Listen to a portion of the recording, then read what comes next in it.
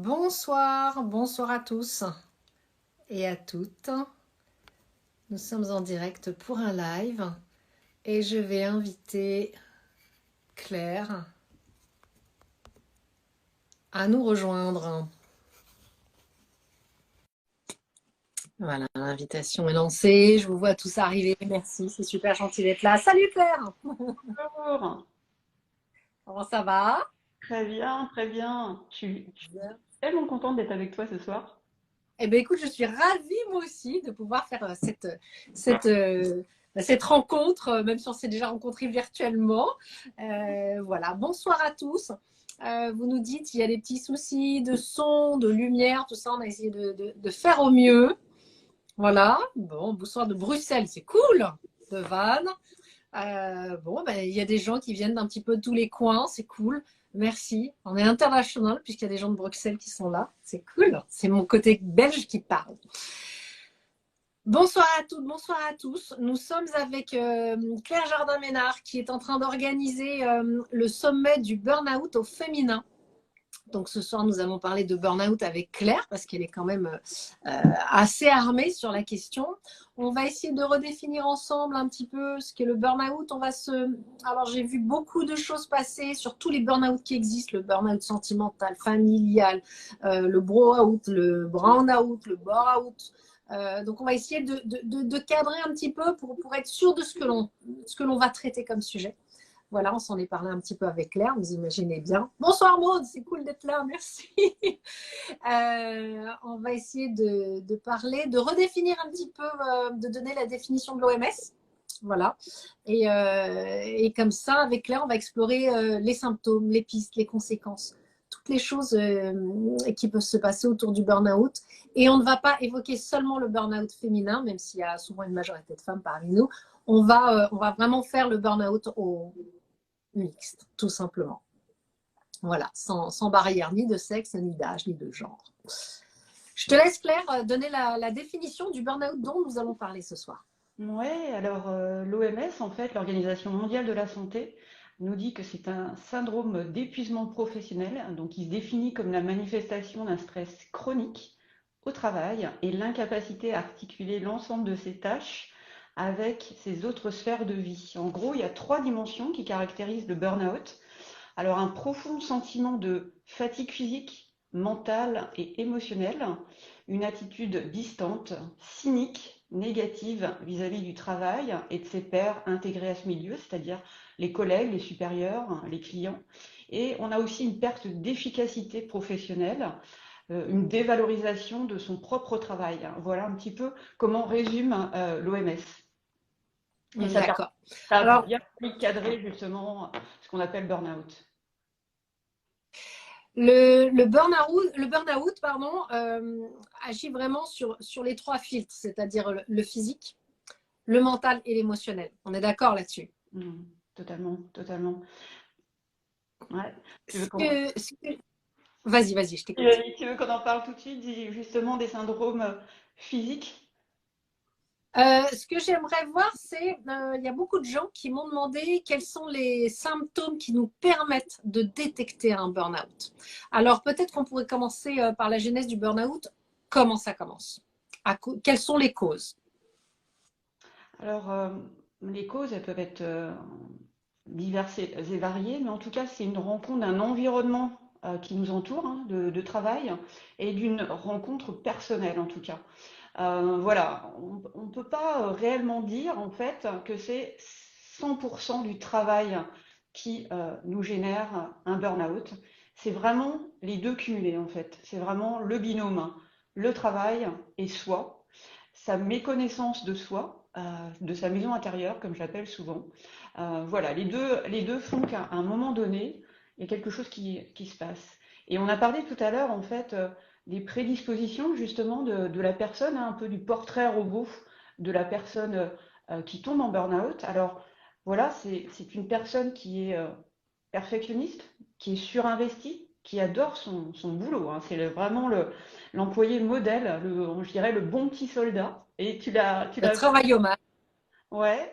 Et puis tu m'as dit tout à l'heure quelque chose de vrai en fait sur l'idée du chien, du labrador en fait, qui accepte tout. J'ai bien aimé cette idée ainsi qu'un cheval en fait, hein. Tu peux le redire en fait, j'ai trouvé ça Oui. incroyable comme Alors, image. la plupart des gens qui me suivent savent à quel point j'aime les animaux et à quel point j'aime communiquer avec eux et me nourrir de ce qu'ils me donnent. Et je trouve que ce qu'on voit dans les victimes du burn-out, ce sont souvent des gens qui sont très fidèles, qui sont prêts à se donner corps et âme pour un patron, puisque là, une fois de plus, on est vraiment dans le cadre du burn-out professionnel. Euh, le labrador, comme le cheval, comme beaucoup de chiens aussi, sont des animaux qui vont énormément donner à la personne qui va être leur référente humaine. Ils vont donner, donner, donner. Un cheval, il peut mourir sous son cavalier si le cavalier lui demande « Allez, non, encore un dernier galop. Allez, encore, encore. » Il va en mourir. Et il va donner son cœur et ça ne lui posera pas plus de problèmes que ça. Et je pense, et j'ai vu beaucoup de témoignages passer, et ça m'a beaucoup touchée. D'ailleurs, je remercie toutes les personnes qui ont accepté de témoigner.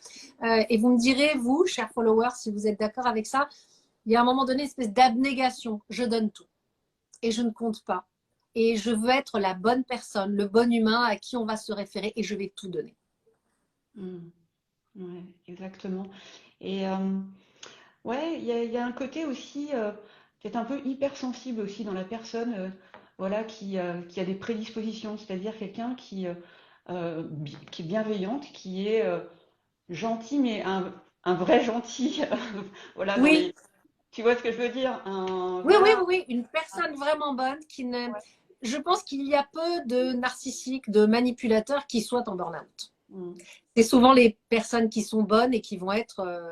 Alors bon, c'est vrai que ça peut être caricatural parce que toi, tu as été victime du burn-out, moi, j'en ai été victime. Et je pense que j'ai ce côté, de temps en temps, où on se dit, bah, elle est gentille, donc bon, bah, trop beau, trop con, on va lui demander le maximum, tout le temps, plus, plus, plus.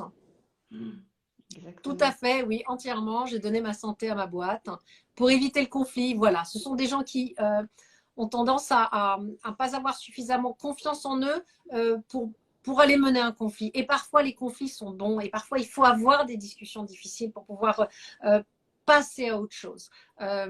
Éviter en permanence le conflit, c'est pas forcément avoir la paix. C'est faire le gros dos et c'est pas forcément avoir la paix. Donc, il y a des conflits qui sont bons. Ouais, et puis il y a, comme tu dis, il y a le savoir dire non, ouais.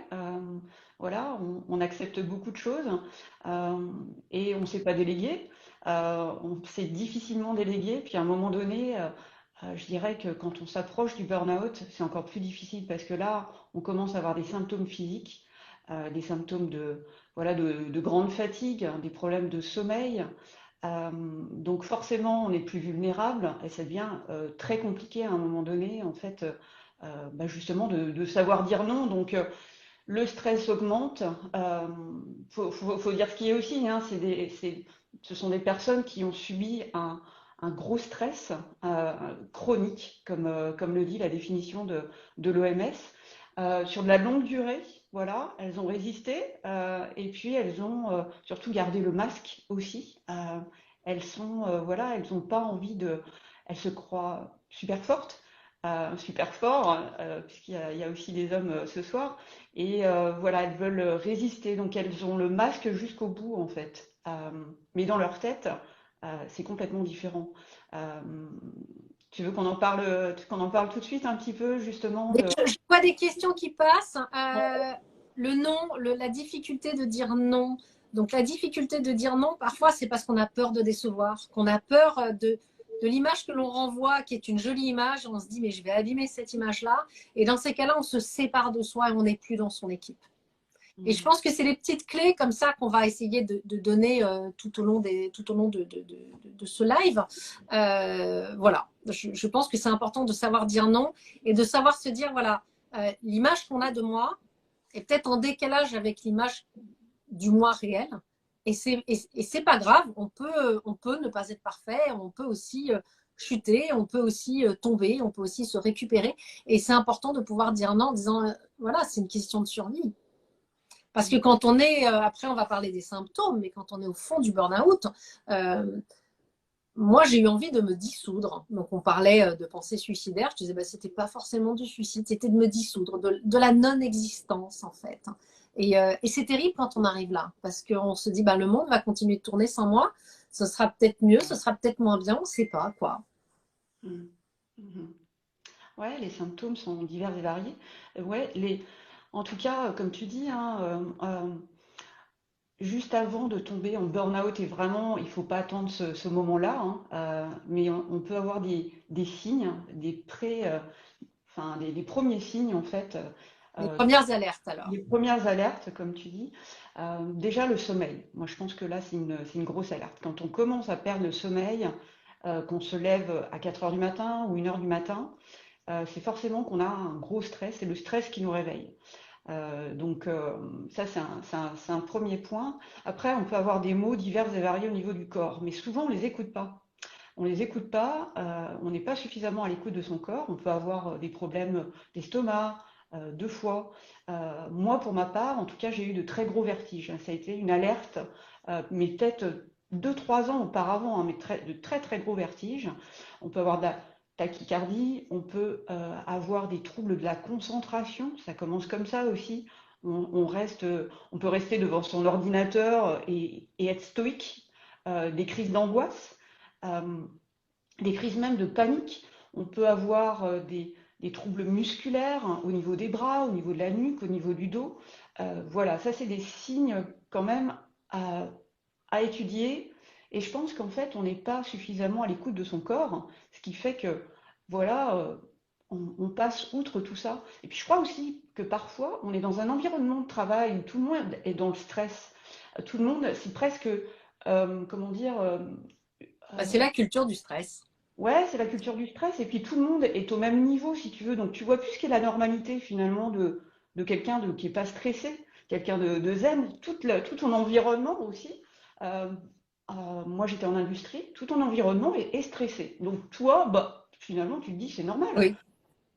T'as mal à la tête, t'as des vertiges, t'as des troubles oculaires, bah, c'est normal, tout le monde là, voilà. Sauf que toi, la grosse différence, c'est que tu es en train de basculer vraiment dans quelque chose de plus puissant. Et ça, en fait, s'il y a un conseil aussi à donner aujourd'hui, en fait, pour détecter un burn-out, c'est d'être vraiment à l'écoute de son corps. Quels sont déjà, comment je me sens? Est-ce que voilà, comment il se manifeste mon stress? Oui, alors je vois des gens qui parlent de bruxisme, qui parlent de crise de panique, effectivement. Euh, Allez-y, posez-nous des questions, on va essayer de les prendre à la volée. C'est vrai qu'il y a beaucoup de monde, c'est chouette, mais du coup, il y a plein de questions qu'on n'arrive pas à forcément attraper. Le bruxisme, moi, je me rappelle de nuits entières avoir les yeux ouverts, à être incapable de bouger et avoir juste les yeux ouverts, le corps épuisé et l'impossibilité de dormir. Et l'impossibilité de dormir, c'est on rentre dans un cercle vicieux parce qu'après on est trop fatigué pour dormir et on découpe complètement le sommeil. Et ça, c'est terrible. C'est terrible parce que quand on n'a plus le sommeil, eh ben, on a le filtre qui change, notre filtre de vie qui change.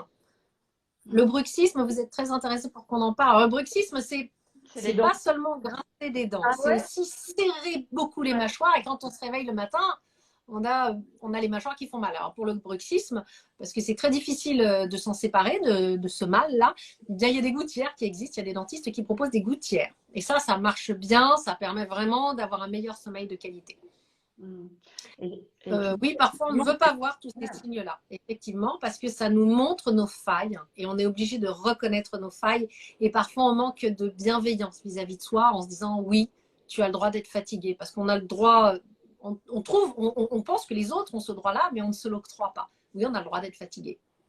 mm, ouais. Et le bruxisme? La dépression et le burn-out, bien en général, c'est pas la même chose. C'est pas la même chose. La dépression, bah, elle peut arriver un peu à n'importe quel moment. Là, on parle vraiment du burn-out au travail. La dépression, ça peut être le second effet qui se coule du burn-out. On a le burn-out et quand on commence à en sortir, on sait qu'il va falloir affronter cette deuxième vague qui est la dépression nerveuse. Et c'est pour ça que souvent, il faut accepter d'être médicamenté. Mm. Ne plus pouvoir sortir ses jambes du lit, bien sûr. Alors, je pense que toi, tu vas aussi partager, peut-être, si tu en as envie, ce qui s'est passé. Moi, mon burn-out, ça a été des malaises vagales que j'ai voulu ignorer, une énorme fatigue. Je ne dormais pas en me disant oui, mais c'est pas grave, regarde, tu as de l'énergie. Et puis un jour, je me suis arrêtée comme ça. J'étais assise et mon corps a fait comme une télé qu'on éteint. Plus de son, plus d'image. Enfin, si, juste l'image. Je ne pouvais plus parler. Je n'entendais plus rien. Je voyais ce qui se passait. J'avais des larmes qui coulaient. Et on m'a allongée sur un lit pendant plusieurs jours en disant, bah, elle va dormir. Et puis j'ai fini à l'hôpital. Et à l'hôpital, ils avaient du mal à diagnostiquer. Ils ne savaient pas trop comment prendre le truc parce que c'était il y a 10 ans et qu'on en parlait peu. Et j'ai perdu ensuite, j'ai perdu la parole. J'ai perdu l'usage de mes jambes. Et sur 5 médecins, il y en a 4 qui m'ont dit c'est fini. Donc il y a des syndromes qui sont quand même des symptômes qui peuvent être quand même très graves. J'ai une partie du cerveau qui a été touchée. J'ai eu la chance de rencontrer un médecin qui a pu m'aider à réparer ça. Je me suis réparée. Ça a pris du temps. Il faut se laisser du temps. Il faut se laisser de la bienveillance. Et je pense que ce qui est important aussi, c'est de reconnaître sa part de responsabilité dans le burn-out pour pouvoir prendre des mesures. Ouais, alors moi je peux t'en parler justement de comment c'est arrivé. Je me suis levée un Oui, matin, vas-y. je me suis levée un matin et là j'ai senti que je pouvais pas y aller. Je pouvais pas y aller. En fait, c'était impossible. Ma tête était complètement, enfin ça faisait des nuits que je dormais plus. J'étais un vrai zombie. Et puis un matin, voilà, impossibilité de me lever. Donc je me suis tournée vers mon mari. Je lui dis mais là je vais pas pouvoir y aller. Et en fait j'avais besoin qu'il l'acquiesce presque. Tu vois, j'avais besoin de sa validation. Je sais même pas pourquoi en fait, mais tu vois, tu as besoin d'être rassuré. Je lui dis, mais là, je vais m'arrêter. C'est plus possible, c'est pas possible. Et on disait tout à l'heure que, justement, au niveau du suicide, hein, j'ai eu plusieurs fois eu envie, en fait, en rentrant de mon travail, à un rond-point, toujours le même rond-point. Et bien, je me voyais partir. En fait, je me voyais quitter la route. C'était pour moi la seule solution. Et puis là, il y a eu le visage de mes enfants, en fait, qui est apparu à chaque fois. Et ça m'a vraiment sauvée. Enfin, voilà, j'en raconte, je le raconte, mais c'est quelque chose. Voilà. Donc, en fait, il faut pas en arriver là. Voilà. Oui, mais c'est bien. Moi, je sais que quand j'ai réalisé que mon burn-out, j'avais accepté de me le construire. Je faisais trop de choses, j'étais épuisée, je prenais du boulot, du boulot, du boulot, et puis j'avais peur de ne pas gagner suffisamment d'argent, et puis du coup, ça.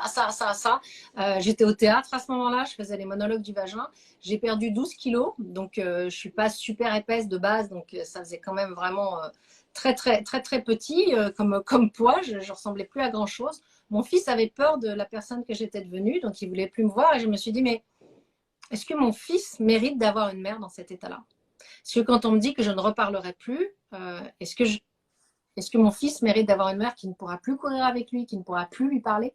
Et c'est ça qui m'a bougé les fesses. Et je trouve que c'est intéressant ce que tu dis par rapport à tes enfants, de voir quelles sont les raisons qui font qu'on a envie de s'accrocher. Quand on n'arrive plus à s'accrocher pour soi-même, quelles sont les raisons qui font qu'on a envie de s'accrocher?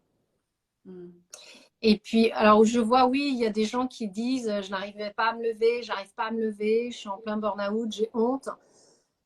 Oui, honte de ne plus pouvoir travailler, mais parfois c'est comme quand on doit appeler les pompiers, on ne sait pas exactement à quel moment on les appelle. Est-ce qu'on les appelle quand ça commence à cramer, quand ça crame à fond ou quand ça commence à arrêter de cramer? Il faut les appeler quand on commence à s'inquiéter, quand on se demande est-ce que je dois les appeler, quand il y a un doute. En général, il n'y a pas de doute. C'est vraiment une phrase que j'aime bien. Quand il y a un doute, c'est qu'il n'y a pas de doute. Quand on commence à se poser la question, c'est hey, si tu te poses la question, c'est qu'à l'intérieur de toi, tu sais qu'il y a un problème. Mm. Et ouais, tu viens d'évoquer un sentiment là qu'on a toutes au démarrage quand on s'arrête. C'est un gros sentiment de culpabilité. Vraiment, il est énorme. Il prend énormément de place. Voilà, la culpabilité d'avoir lâché ses collègues, d'avoir lâché son travail, d'avoir laissé des dossiers en plan, du bazar pour tout le monde, hein, une organisation qui était autour de toi. Euh, et puis la culpabilité au niveau de la famille, c'est-à-dire que voilà, ils nous voient dans une profonde souffrance. On ne sait pas leur Ah expliquer. oui, le désarroi total. On sait pas leur expliquer en fait ce qui se passe dans notre tête. Ils savent pas comment nous aider, nous parler. Donc on se sent aussi coupable pour eux. finalement, de ne pas savoir voilà, nous aider. Et nos amis ne comprennent pas. Il y a vraiment un environnement qui ne nous comprend pas parce que on avait tout pour être heureux. Je sais pas toi, mais tout paraissait être splendide, tout paraissait être magnifique. Alors, qu'est-ce qui nous manque? Pourquoi on tombe en burn-out, en fait, en tout cas? C'est incroyable quand même comme sentiment. Ah, moi, je trouvais qu'il y avait quand même un manque de gratification énorme. Hum, hum. Vraiment. Et je trouve que le manque de gratification, on a l'impression qu'on s'épuise, mais on ne sait plus trop pourquoi on s'épuise. On n'a pas le petit sucre, on n'a pas la petite récompense, on n'a pas l'hédonisme. Tu sais, quand tu fais toutes tes étapes pour arriver au plaisir et à la récompense, et que tu fais toutes les étapes et que tu n'arrives pas à la récompense, si à un moment donné, c'est usant, c'est crevant, et tu dis, mais qui suis-je pour ne jamais mériter cette récompense? Alors, il y a une question, on va sauter parfois du coq à l'âne. Alors, moi, j'ai un esprit qui part vite en arborescence, une idée en appelle 10, 15, et du coup, donc j'essaie de rester focus. Euh, Beaucoup de personnes, j'ai vu plusieurs fois la question passer, quel médecin on va avoir dans ces cas-là? Oui, à mon sens, et je crois que chacun son burn-out, bien entendu, mais je pense que oui, il faut aller voir un médecin. Moi, j'ai été voir des médecins du sommeil, j'ai été voir un neurologue, j'ai été voir des généralistes. Et puis finalement, eh bien, je me suis retournée vers le psychiatre que je consultais en analyse qui m'a dit eh bien, il faut voir un psychiatre spécialisé là-dedans. Parce que les médecins du sommeil m'ont dit, Madame Blondiot, c'est fini. Le neurologue m'a dit, pas très intéressant, votre cerveau est en bon état, mais le reste, ça marche moyen.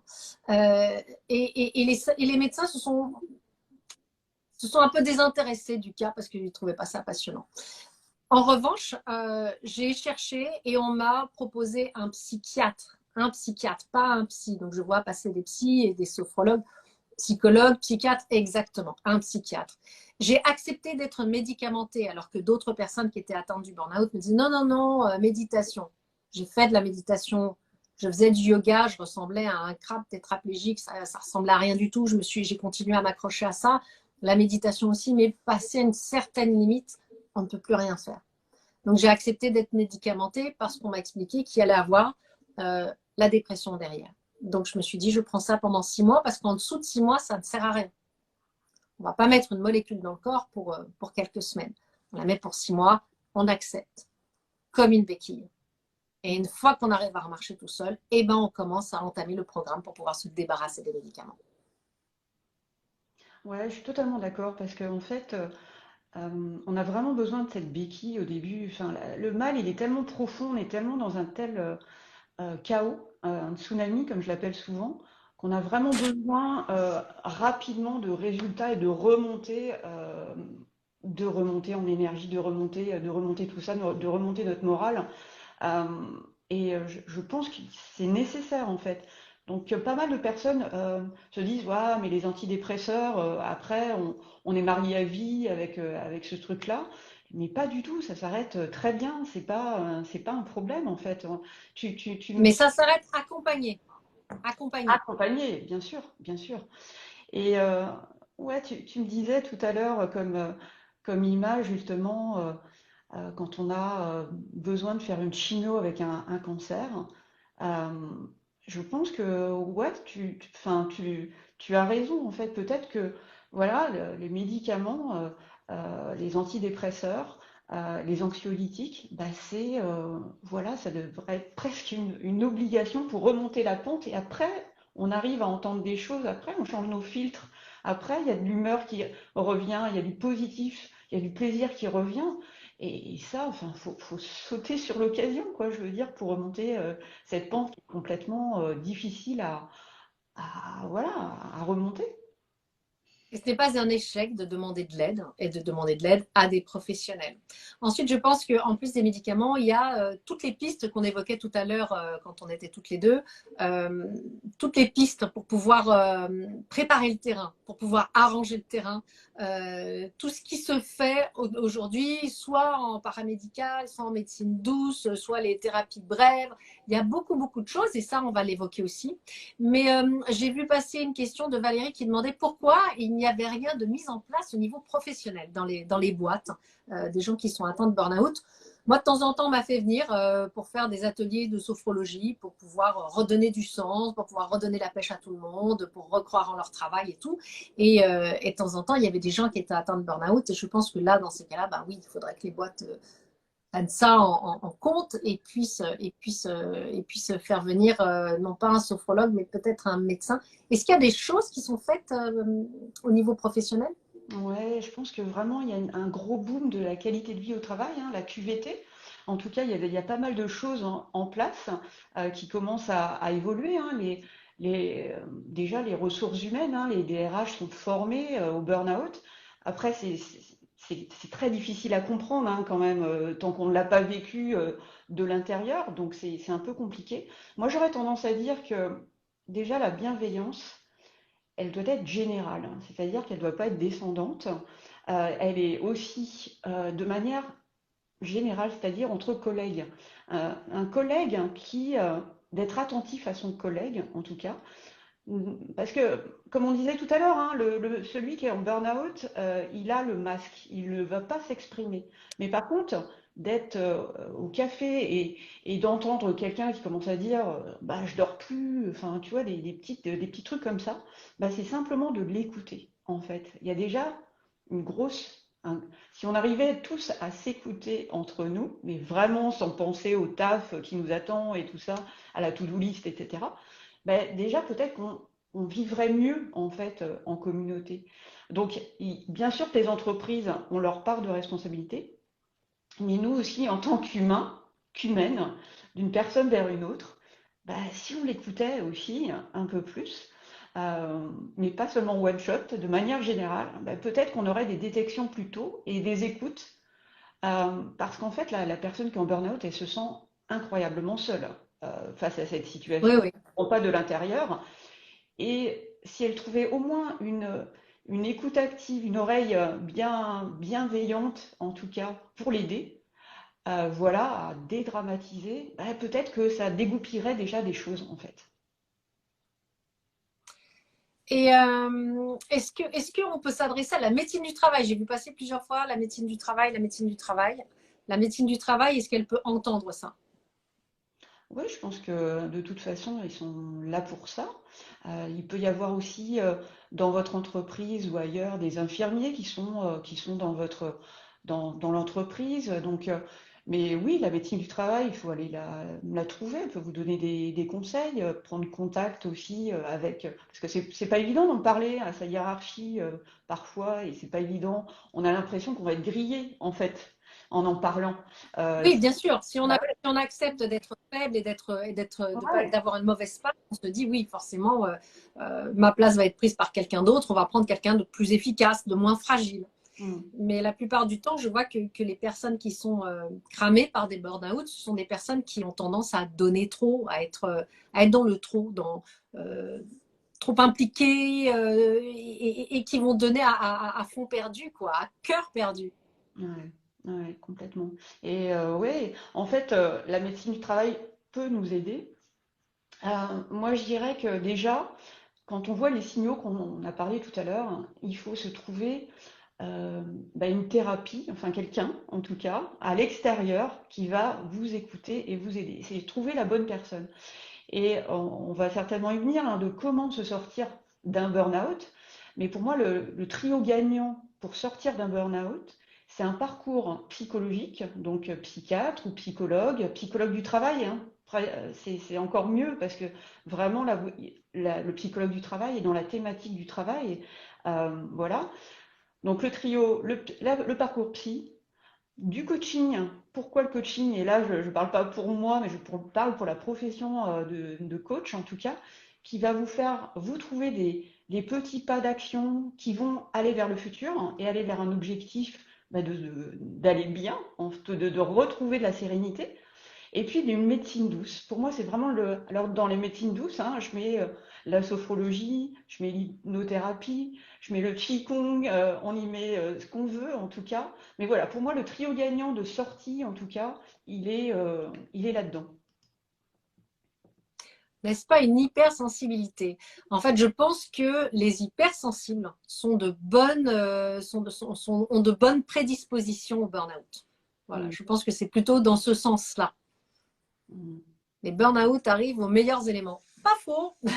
Ah ouais. Le sport. Alors oui, parmi les pistes à explorer quand on est victime du burn-out et quand on a besoin de revenir à un filtre émotionnel neutre ou en tous les cas moins négatif, un mental un peu plus en prise avec la réalité et puis un corps qui flanche bien évidemment. Il y a les bains de nature, il y a les animaux, il y a aller vers les gens, aller vers les éléments qui ne nous jugent pas. La nature ne nous juge pas. Elle nous accueille, quel que soit notre état. Les animaux ne nous jugent pas.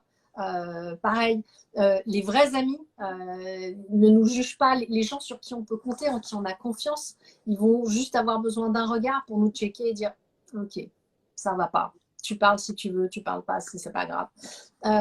Moi, je sais que j'avais fait des puzzles, que je peignais des cailloux, je faisais des mandalas sur des cailloux. Accepter avec bienveillance vis-à-vis de soi de se reprendre par la main, d'être presque son parent, de se dire ok, on va s'en sortir, on fait partie de la même équipe et d'accepter de refaire des puzzles pour pouvoir reprendre en compte toutes les difficultés cognitives qu'on va rencontrer. Il y a une pensée confuse. Moi, je me suis mise à bégayer et je vois les conséquences que ça a eu. Souvent, je cherche mes mots. Donc, de temps en temps, je suis là, je l'ai le mot et il ne sort pas. Donc, dans ce cas-là, je calme ma respiration. La respiration, c'est très important. C'est là que j'ai vraiment pris conscience de la pleine conscience de tout ce que peut apporter euh, tous les exercices respiratoires comme la cohérence cardiaque. J'ai relu tous les livres de Servan-Schreiber, David Servan-Schreiber, qui a parlé. Alors, tu faisais le parallèle tout à l'heure avec le cancer parce qu'on l'a évoqué avant. Il disait faites les soins médicaux, mais travaillez sur le terrain. Voyez quelle est la thérapie qui vous va, la thérapie brève, longue qui vous va, quelles sont les petites choses qui vous vont. Trouver les petits plaisirs, trouver les petites joies pour pouvoir se dire que oui, ça vaut le coup de s'accrocher là. Ouais, je compléterais. Repasser par le corps, aligner le corps et l'esprit, parce que quand le corps et l'esprit sont alignés, c'est une machine extraordinaire. Et dès que c'est dissocié, qu'on n'est pas à l'écoute de son corps, c'est là où ça part en cacahuète. Ouais, je te compléterais en disant aussi, tu parlais de refaire des puzzles. En fait, de manière générale, c'est de revenir vers de la création, mais de la création basique.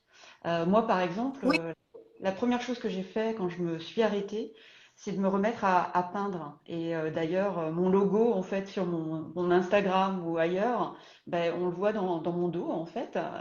C'est une peinture. toutes les taches de couleur.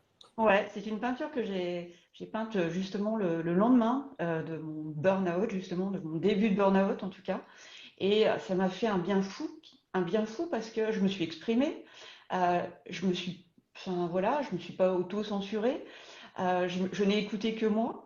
Euh, et donc voilà, je pense que la création, ça peut être de la peinture, ça peut être de la sculpture, ça peut être du découpage, ça peut être des mandalas, ça peut être pas mal de choses, hein. Ça paraît être peut-être gentillet, comme on le dit, enfin voilà, mais en fait, non, pas du tout. On retrouve de la création.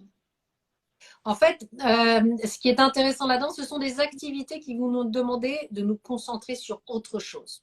Mm. Et dès qu'on arrive à se concentrer sur autre chose, eh ben, ça nous permet de prendre du recul.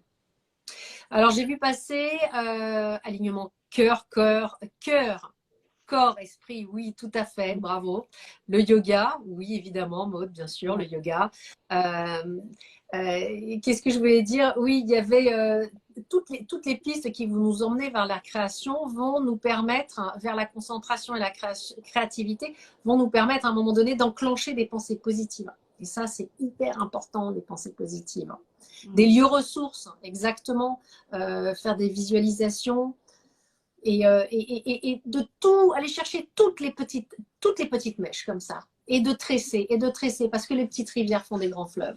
La randonnée, oui, alors parfois on n'est pas tout à fait en état de le faire, se fixer des buts et puis surtout, dès que les personnes commencent à être toxiques, euh, dès que ça nous irrite, même les mots gentils nous irritent, c'est que les mots gentils qui nous irritent, c'est pas forcément les mots qui nous irritent, c'est peut-être la façon dont ils sont dits, le regard des autres. Ah, ma pauvre, ah, ça doit pas être cool, ça doit être terrible.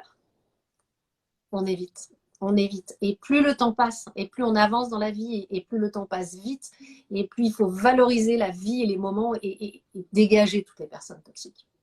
Leur dire gentiment, parce que ça ne sert à rien de s'énerver et d'être désagréable. Et puis essayer d'aller nourrir les émotions positives. Parce qu'on est souvent rempli de tristesse, de colère et on a un sentiment d'injustice. Hmm. Ouais, et puis quand tu parles des personnes toxiques, j'en sais quelque chose, hein, c'est ce qui m'a atteint le plus profondément, hein, le problème de reconnaissance auprès d'une personne, voilà. Et je dirais qu'en fait, le problème majeur, c'est l'estime de soi. À la base, c'est vraiment ça qui nous pose un problème. Et enfin, toute la reconstruction, elle va passer par se redonner de l'estime de soi. Moi, je Se pense, redonner de la valeur, pour se ouais, repositionner dans sa véritable valeur. ouais, et je donne souvent l'image d'une forteresse, en fait. Une forteresse, et l'estime de soi, c'est ça, en fait. Quand on a de l'estime de soi, on a notre forteresse, on a notre château. On nous lance des boulets de canon, en fait, depuis notre jeune enfance. Et voilà. Donc on est gentil, on essaie de reconstruire notre petit mur. Voilà, hop là. Et puis on nous en lance, on nous en lance, on nous en lance. Et puis un jour, il y en a un gros, il arrive. Et là, le mur, il réussit à le renverser. Pourquoi? Parce que notre forteresse, elle n'était pas assez elle n'était pas assez forte. On n'avait pas assez bossé, on n'a pas assez d'estime de soi. Alors que si notre armure, notre forteresse, elle est bien costaud, on peut vous lancer des boulets de canon. Il n'y a rien qui se passe. Ça se renvoie aussitôt sec. Donc en fait, dans la reconstruction, si tu veux qu'on aborde ça maintenant, pour moi, il y a 4 marches Oui. à gravir, en fait. J'en parle souvent parce que pour moi, c'est vraiment très important. La première marche pour se reconstruire, c'est déjà d'accepter. Donc c'est le déni, en fait, la marche du déni. Voilà, on va parler. Il y a certaines personnes qui vont appeler ça l'épuisement professionnel, un moyen détourné de dire burn-out, mais ils vont pas l'appeler. Non, non, moi je suis pas en burn-out, je suis en épuisement, tout simplement. Bah, c'est qu'ils n'ont pas encore accepté le fait qu'ils sont vraiment en burn-out. Donc il y a cette première marche du déni. La deuxième marche, c'est la marche de l'énergie. Il va Ouais. falloir retrouver de l'énergie parce qu'on a trop tiré sur la corde, notre pile, elle est, voilà, elle est plus basse encore que le niveau rouge d'une pile rechargeable, on va dire. On est vraiment là, il n'y a plus rien à y faire, on est en dessous tout ça. Donc il y a à regagner de l'énergie avec ce qu'on a dit tout à l'heure, hein, les petits plaisirs, le créatif, la nature, les animaux, etc. Et puis la marche, Et puis retrouver le sommeil, coûte que coûte, retrouver le sommeil ou des moments de pause. C'est pour ça que la méditation est intéressante, les visualisations, la sophrologie, l'hypnose aussi permettent vraiment de pouvoir recharger petit par petit les batteries. ouais.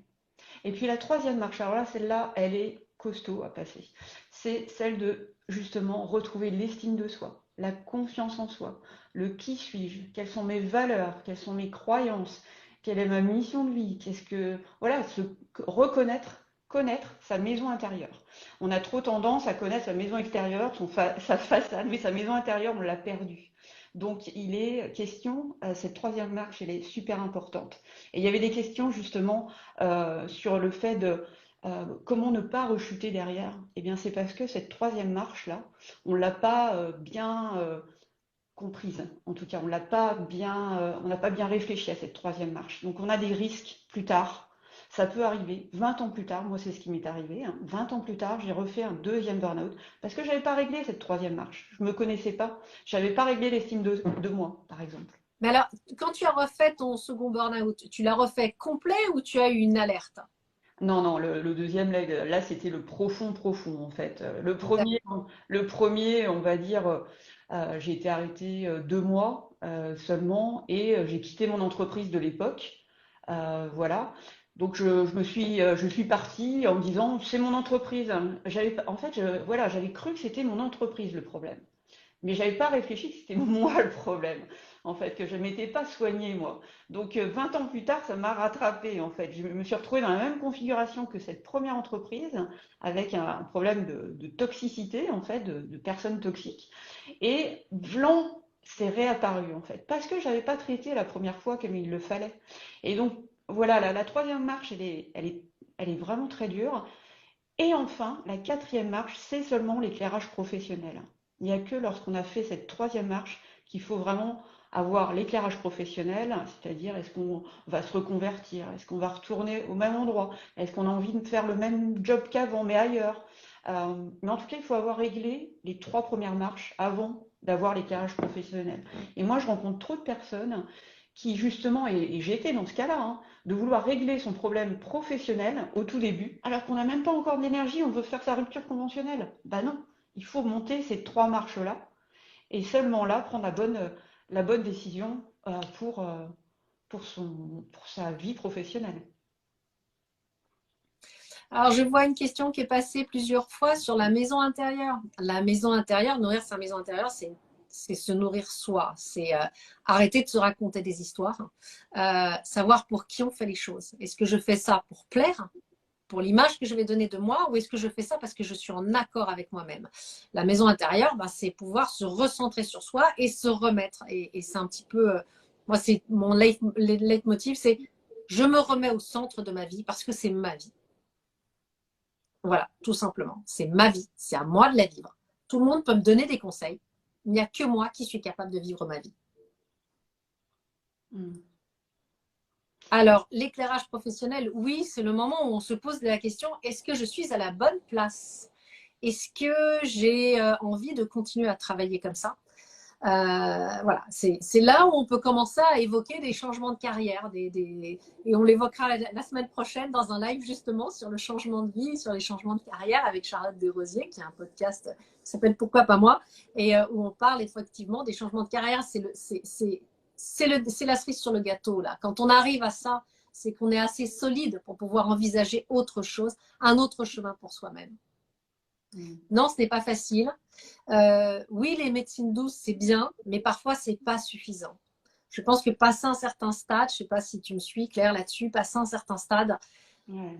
les médecines douces accompagnent, préparent le terrain, mais parfois ne sont pas suffisantes. Moi, j'ai vu beaucoup de gens partir en burn-out en me disant non, mais je vais aller faire un stage de méditation en Inde, ça va me faire beaucoup de bien. Et on assiste à des gens qui vont complètement décrocher de la vie, qui vont se marginaliser et qui vont pas réussir à raccrocher les wagons. Donc, Mm. tout dépend de ce que vous voulez faire et comment vous avez envie de vous en sortir. Après, la bonne nouvelle, c'est que oui, on peut s'en sortir. Euh, Parfois, on est modifié. Il y a des choses qui changent. Par exemple, moi, je n'avais pas les chiffres avant. J'étais très mauvaise là-dedans. Et quand mon cerveau s'est remis à fonctionner, bah, il a récupéré les chiffres. Voilà. Il y a des souvenirs qui parfois m'échappent. On montre des photos et je dis, ah bon, mais oui, je l'ai vécu puisque c'est là. Et il me faut faire un effort. Mais je sais que mes souvenirs sont là. Les psychiatres l'ont dit, ils sont là. Rien n'est perdu, surtout quand on fait un travail psychanalytique. Tout est rangé dans des cases et ça se déverrouille quand on en a besoin, vraiment. Charge à nous d'aller les chercher, bien évidemment. Mais, mais oui, il y a des choses qui sont modifiées. Mais on peut s'en sortir parfaitement si on le désire. C'est un vrai travail, ça prend du temps. Et encore une fois, de l'auto-bienveillance. Mm.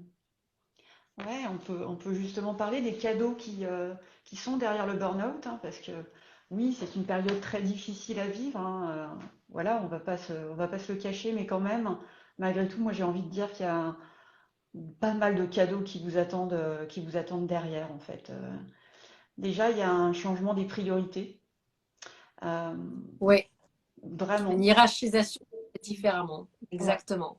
complètement. Avant, peut-être que voilà, votre priorité, c'était le boulot. Voilà, tout simplement. Il y avait que ça, en fait, parce que c'était votre seul moyen d'être reconnaissante vis-à-vis des autres, vis-à-vis de vous-même. C'était le travail qui passait en priorité. Moi, je dirais que ce qui est complètement différent après un burn-out, c'est la priorité, c'est vous, en fait. C'est d'abord vous.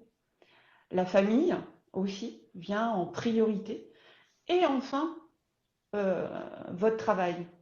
Mais vraiment, ce qui prédomine après un burn-out, c'est vous en premier lieu, en fait. Vous écoutez, vous aimez, vous faire plaisir et voilà, d'aimer votre famille qui vous entoure, vos amis, etc. Et ça, c'est la priorité pour moi. Pour toi, c'est la priorité. Pour d'autres, ce sera effectivement le job, retourner au job, mais peut-être dans le bon sens, en étant plus en phase avec ses valeurs, avec ses besoins et en mettant des limites surtout. En mettant des limites. Parce que mourir pour son travail n'a pas beaucoup de sens, en fait, quand on y pense vraiment. Ouais, ouais, totalement. Alors, je vois qu'il y a des gens qui disent oui, j'ai eu d'autres cadeaux, j'ai eu une dépression nerveuse. Oui, le cadeau de la dépression nerveuse est quasiment systématique. Et c'est pour ça qu'il faut préparer. C'est pour ça qu'il faut se préparer à accuser le coup de la dépression nerveuse. Moi, je l'ai eu, l'effet de la dépression nerveuse. J'ai été médicamentée, mais j'ai senti la vague. Et après, j'ai pu me débarrasser de ça. Alors, vous vous dites que vous avez une fibromyalgie, mais je pense que la fibromyalgie n'est pas déclenchée par le burn-out. On est plutôt prédisposé à ça avant le burn-out. Et je pense que ça n'a pas forcément un rapport, même si ça se déclenche à ce moment-là.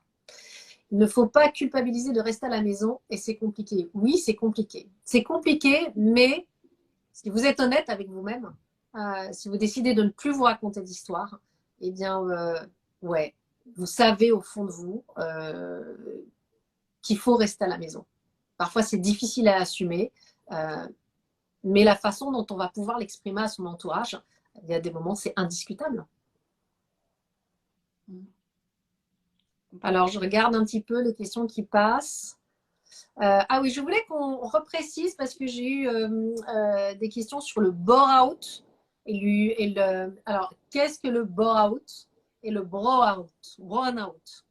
Ouais, alors le bore-out, c'est l'ennui, c'est vrai, au travail. Vraiment, on s'ennuie, on ne se forme plus, on n'a plus goût à son travail. Donc ça, c'est plutôt tourné autour de l'ennui.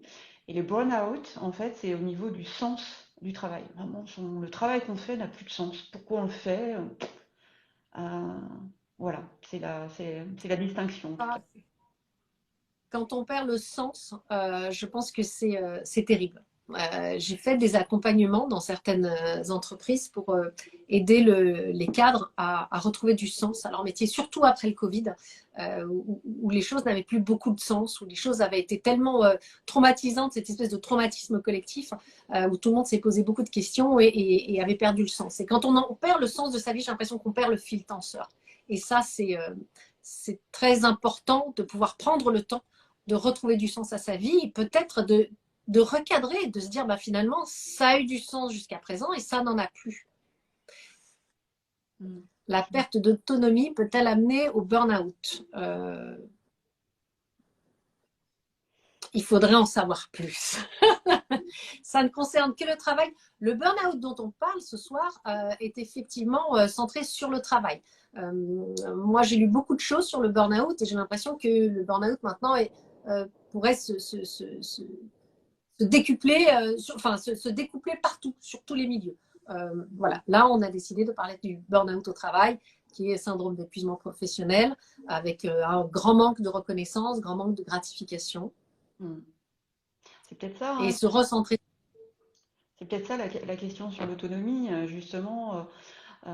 Peut-être que justement cette personne n'a plus d'autonomie dans son travail et quelque part elle est en train de perdre de la responsabilité de son travail. Donc oui, ça peut éventuellement mener aussi au burn-out, hein. C'est clair que quand on n'a plus la maîtrise de son travail, on était autonome et puis tout d'un coup on nous dit ce qu'on a à faire et qu'on n'est pas d'accord non plus avec ce qu'on a à faire, c'est sûr que ça peut mener aussi au burn-out, bien sûr.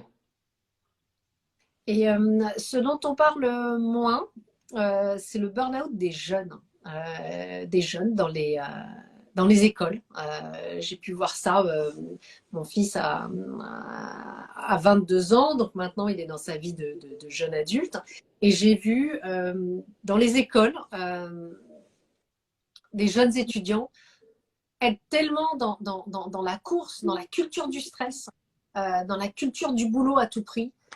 J'ai vu des jeunes de 20 ans, 19 ans se faire des burn-out. Et je pense que là, c'est aux parents d'être vigilants, mais aussi aux écoles d'être vigilants et de voir ce que l'on demande aux enfants. Parce qu'ils ne sont pas encore dans le milieu professionnel, parce qu'on est là pour les préparer et pas pour les massacrer. Donc, je sais que c'est peut-être violent ce que je suis en train de dire, mais moi, j'en récupère certains en séance de sophrologie et je trouve que c'est triste quand un jeune de 20 ans arrive et qu'il est en croix parce qu'il s'est pris un burn-out, parce qu'on lui demande trop Mm. en lui disant bah, tu verras, la vie c'est comme ça. Je pense qu'il aura le temps de pouvoir le découvrir et qu'il faut le préparer avant. Mm. Est-ce qu'il y a d'autres questions? Parce qu'on va bientôt se quitter, on va se quitter d'ici quelques minutes. Est-ce que tu veux dire quelque chose avant qu'on se quitte, Claire?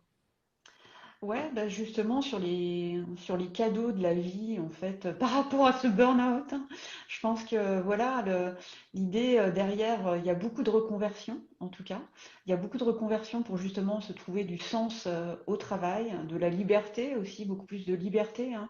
Euh, donc voilà, de retrouver son identité, le cadeau il est là, hein, de se voilà de se reconnecter, de s'aimer plus, d'aimer les autres encore plus, voilà, mais surtout de s'aimer plus, en fait. Voilà ce que j'avais. Alors, de s'aimer plus, parfois, c'est difficile d'entendre ça, de s'aimer plus, parce que d'un seul coup, il y a quelque chose de très fort, de très... voilà, aime-toi. Je pense que ça peut commencer par le respect, Mhm. s'apporter des soins, prendre soin de soi. Prendre soin de ça, c'est pas aller faire du shopping forcément, c'est voir qu'est-ce qui nous fait vraiment du bien, profondément. Prendre soin de soi comme on prendrait soin de quelqu'un qu'on aime. Ça peut être un bon axe de réflexion quand on doit prendre soin de soi. Comment je ferais si quelqu'un que j'aime est dans le même état que moi? Qu'est-ce que je lui proposerais comme soin? Comment je l'aiderais?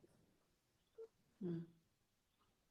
Comment savoir se reconvertir et dans quoi? Eh bien, parfois, c'est un peu comme la boule à neige. On attend de voir que l'on puisse récupérer un petit peu plus des filtres émotionnels un peu plus neutres, qu'on n'est plus en colère, qu'on est en accord avec soi-même, qu'on a retrouvé un certain degré de sérénité pour pouvoir voir quels sont nos besoins, nos valeurs, à quoi correspondent nos envies de mission aussi. Il y a des gens qui ont envie d'aider les autres, d'autres qui ont envie de les mettre en valeur, d'autres qui ont envie de les faire rêver. Moi, pendant longtemps, j'ai eu envie de distraire les gens, j'étais comédienne, et puis je me suis aperçue que j'avais aussi très envie de les aider. Et je me suis tournée vers les métiers d'accompagnement.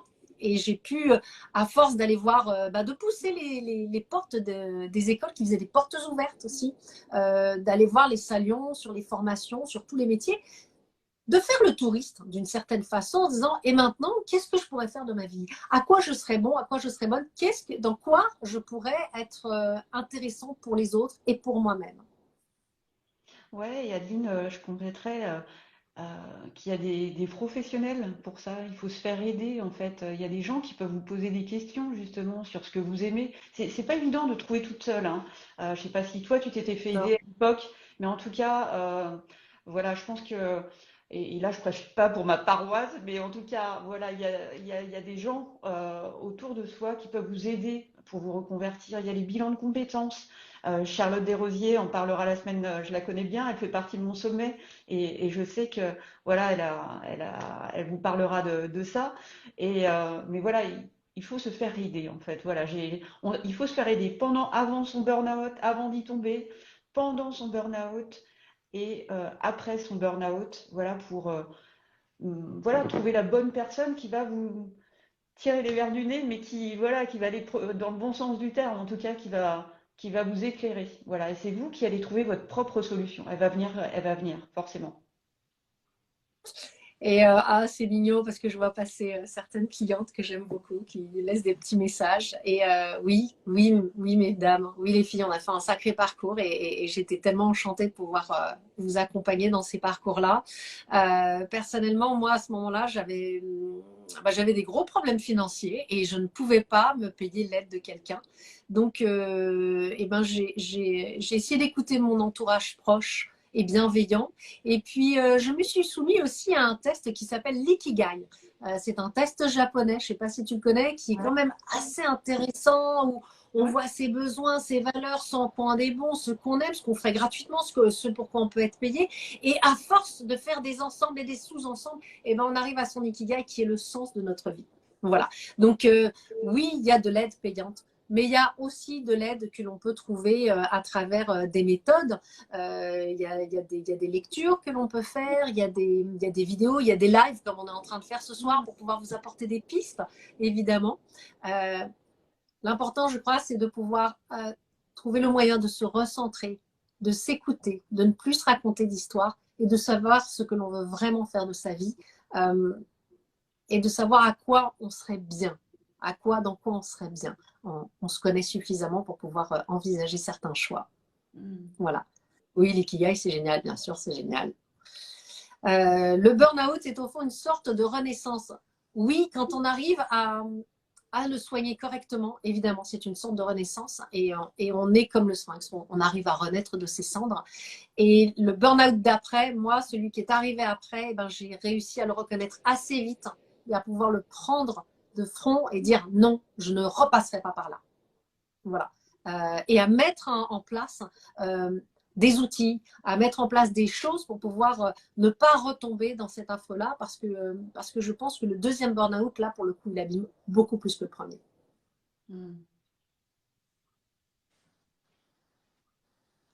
Comment faire un travail avec moi? Eh bien, les amis, vous m'envoyez des messages privés sur Instagram. Je réponds. En général, je réponds. Et puis, je mettrai aussi mon adresse mail que je vous donne, si vous voulez, adeline.blondio@wanadoo.fr. Quant à Claire, si vous avez besoin de ses services, vous pouvez aller la trouver sur son Instagram aussi, je suppose. Voilà. Est-ce que tu as un tout dernier mot de la fin? Parce que je voudrais que ça fasse moins d'une heure afin qu'on puisse le mettre en replay.